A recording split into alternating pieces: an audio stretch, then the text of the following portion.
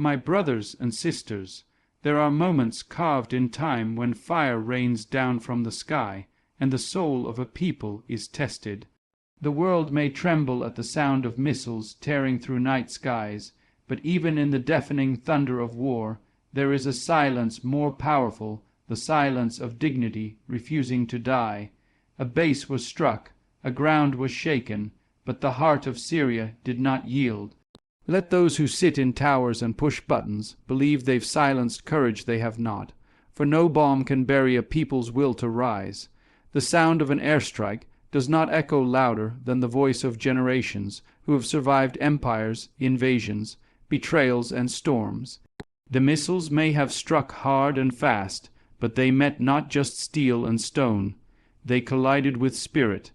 That spirit, born from centuries of struggle and carved by the hands of survivors, does not bow. It does not flinch. It stares fire in the face and walks forward. In the darkened sky above Damascus, missiles cut through the clouds like fangs of vengeance, but below that sky stand people who have walked barefoot across minefields, who have rebuilt homes with nothing but determination and dried tears. These people know war not from headlines, but from empty chairs at dinner tables and lullabies sung under sirens, and yet they are not broken. They are standing, some with clenched fists, others with open hands, all with heads held high. They know that even under attack, the soul does not bow. The enemy may think they are winning because they struck first or hit hard, but history has a way of remembering not who strikes, but who endures. The Syrian people, standing amid dust and debris, are not waiting to be saved. They are shaping their survival. A people whose roots reach deep beneath ancient cities cannot be uprooted by the cruelty of missiles. These roots drink not just water, but memory, culture, and faith. The soul of the land remembers every stone laid by ancestors and every prayer whispered in alleyways, and it is this remembrance that becomes the armor no war machine can penetrate. In times of war, it is tempting for the world to measure strength by the size of the explosion. But true strength is found in the one who wakes up the next day, sweeps glass from the floor, and sends their child to school anyway.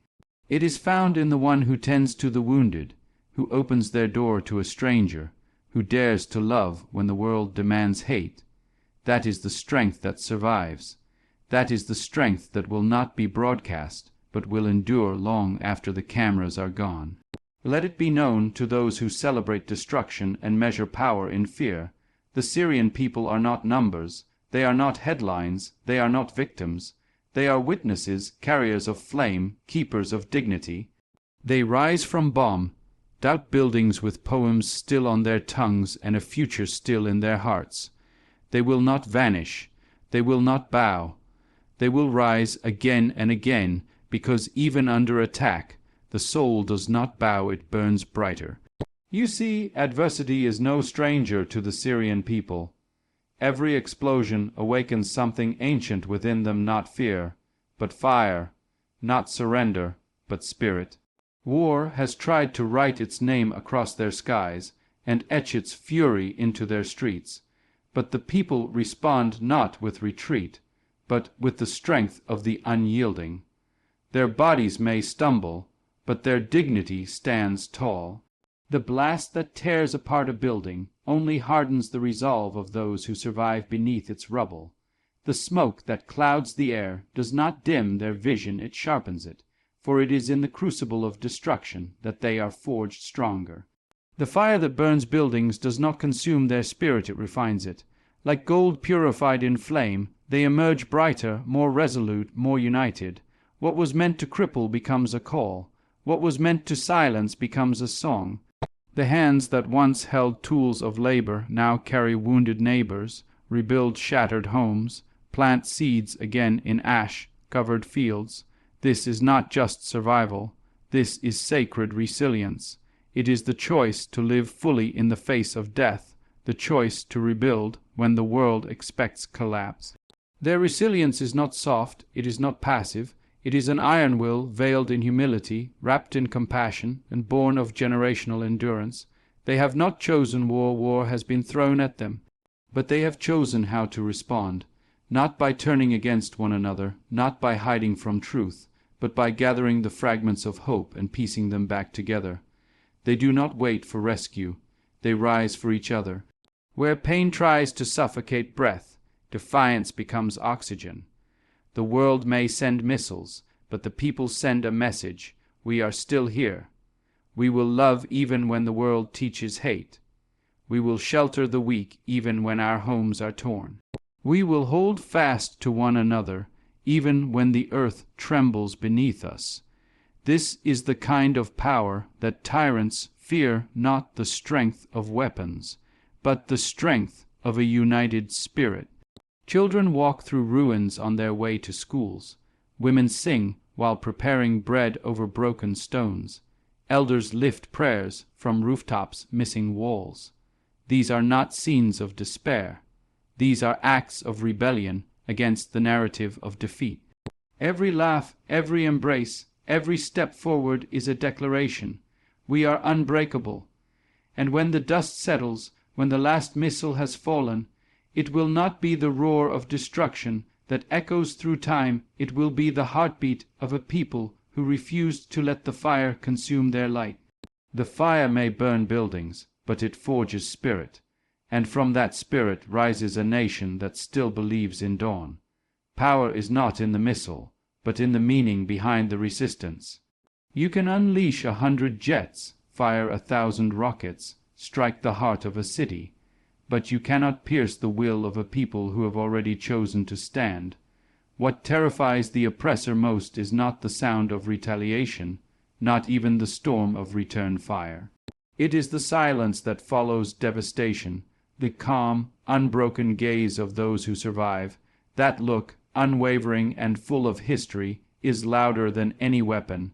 It is the look of a people who know who they are, who remember where they came from, who have walked through the valley of shadows and still dare to walk upright.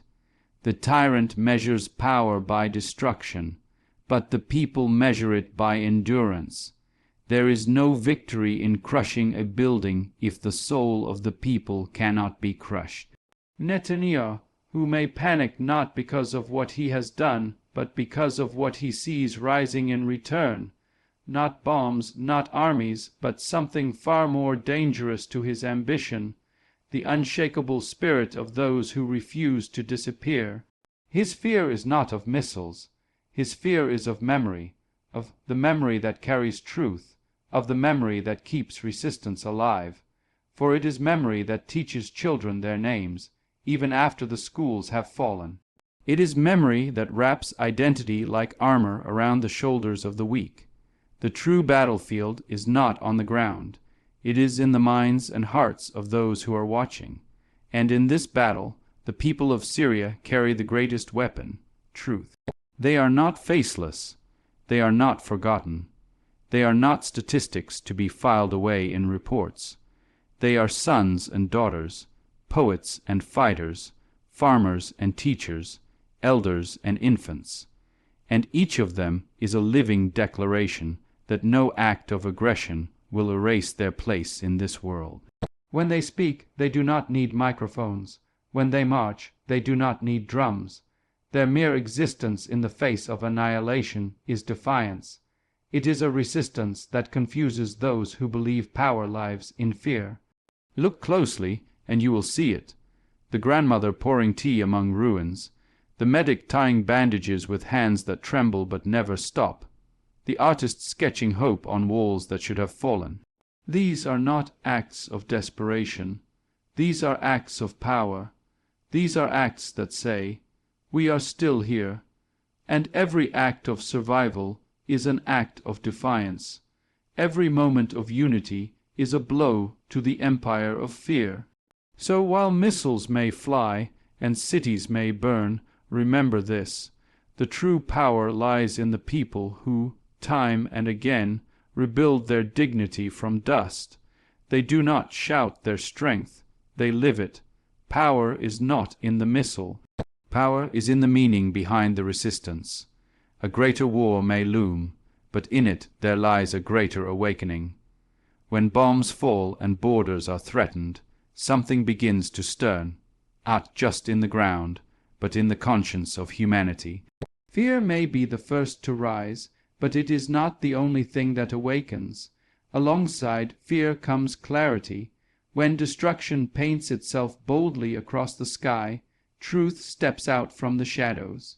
And in these moments, the people begin to see with eyes wide open not just the enemy outside their land, but the enemy within the silence of the world. This is no longer just a conflict between nations. It is a revelation. It is a mirror held up to the face of global justice. Who will speak? Who will look away? Who will take sides? And who will pretend neutrality while the innocent bleed? A greater war pulls back the curtain on false allies, on performative concern, on hollow diplomacy. And in that space where deception once ruled, an awakening takes place. The people begin to realize that their liberation will not come on foreign wings or in the promises of distant powers. It will be born from their own unity, carved from their own courage, and sung by their own voices. No empire, no alliance, no military pact can suppress the moment when a nation opens its eyes and sees the games being played in their name. A new war may be forced upon them, but the awakening is theirs. It is the awakening of a mother who refuses to flee again, of a young man who replaces his weapon with a pen, of a leader who chooses the hard path of dignity over the easy road of submission. This awakening is powerful, not because it comes with armies, but because it comes with vision. The people begin to ask the hard questions. They begin to see their own value. They begin to realize that survival is not enough, justice is necessary, and this is what brings fear to the powerful, not the threat of retaliation, but the threat of realization. Because once the people awaken, they do not go back to sleep. Once they rise, they do not kneel again. Every child born in war carries not only the trauma of sirens and rubble, but the seed of truth. And when that seed takes root in a people who have seen too much and lost too much, it becomes unstoppable. It grows into voices that will not be silenced, movements that will not be hijacked, nations that will not be broken. The fire of war may scorch the earth, but it also forges clarity. The great war that seems to loom may well become the great awakening of our time, not because of the damage it causes, but because of the consciousness it awakens. And once awakened, a people become their own shield, their own sword, their own hope. Let the world write headlines of destruction, but we shall write legacies of endurance. When the dust settles and the smoke lifts, it will not be the craters in the earth that history remembers. It will be the people who refuse to fall into them.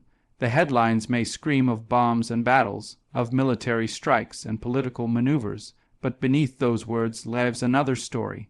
A quieter one, a more powerful one. It is the story of a people who were tested and did not break, who were cornered and did not surrender, who were bruised but never bowed. We are not the war. We are the ones who survived the war and still sing lullabies. We are the hands that wipe the tears, the arms that carry the wounded, the voices that speak truth even when the world refuses to listen. They may flatten our homes, but they cannot flatten our hopes.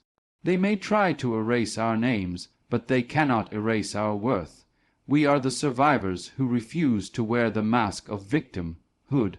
We carry pain, yes, but we also carry purpose, and that purpose is greater than any force that tries to destroy it. Let them count our losses. We will count our blessings. Let them count their weapons. We will count our children's laughter, our mother's prayers, our father's resilience. For every bullet they fire, we plant a seed of hope. For every wall they demolish, we raise a voice. And one day, our voices will build walls stronger than stone, walls of truth, of memory, of justice. These are the walls that last. These are the walls that protect future generations, not with fear, but with wisdom. We do not rise to make war. We rise because peace is our right. We rise because existence is our resistance. When they try to define us by conflict, we redefine ourselves through community, through compassion, through culture. We are the poems written in the margins of chaos. We are the light left on in the darkest hour. We are the drumbeat in the silence, the whisper in the wind that says, "Still we rise." The world may try to look away, but we are here. We do not disappear. We do not vanish with the rubble. We become the ground upon which tomorrow will be built. And when future generations ask how we endured, we will not show them medals or monuments. We will show them the hands that held each other, the feet that kept walking, the hearts that kept loving even when hate fell from the sky, because we are more than the war inflicted upon us. We are the authors of our story.